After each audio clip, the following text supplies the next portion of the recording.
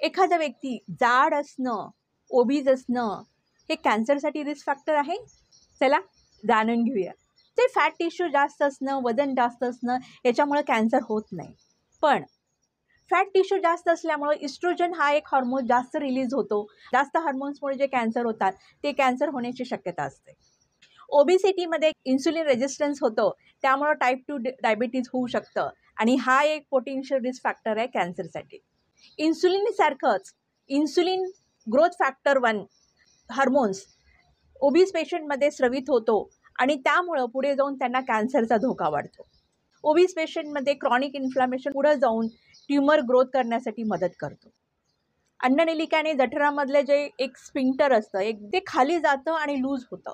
त्यामुळं स्टमकमधलं ॲसिड असतं ते अन्ननलिकेमध्ये सारखं येऊन तिथे एक सूज निर्माण करतं. पुढे जाऊन त्याचा इसोफेजल कॅन्सर होऊ शकतो.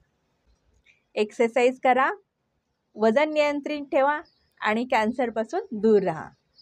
अशाच काही कॅन्सर अवेअरनेस टिप्ससाठी माझ्यासोबत जोडून राहा. माझ्या चॅनलचं नाव आहे journey to healing with doctor Sandhya.